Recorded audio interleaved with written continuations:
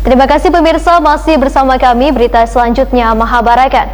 Wakil rakyat di DPRD Banjarmasin mulai mendapatkan aduan dari warga berkaitan dengan naiknya harga gas LPG. Apalagi kenaikan gas LPG ini di tengah warga yang baru saja habis tertimpa musibah banjir. Politisi Partai Gerindra ini meminta Disperindak Banjarmasin untuk sesegeranya melakukan operasi pasar.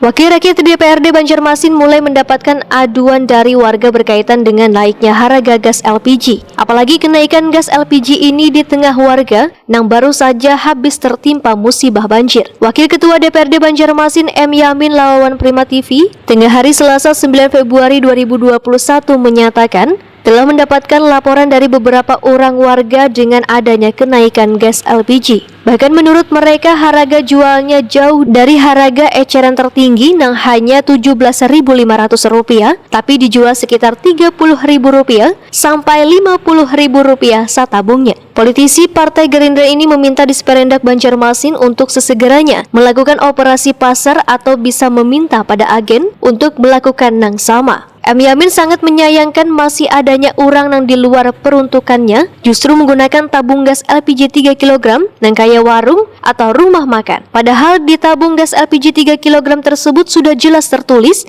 untuk orang miskin. Warung makanan dan sebagainya itu juga banyak yang menggunakan tabung LPG 3 kg. Nah ini juga harus dititipkan karena tabung 3 kg ini kan memang diuntukkan untuk warga miskin. Nah kan jelas di tabungan itu tertulis warga miskin. Nah ini jangan sampai nantinya salah penggunaan. Nah ini harapan kita operasi pasar ini untuk bisa lebih menjaga kondusivitas dalam hal kepentingan atau keperluan masyarakat di Kota Banjarmasin.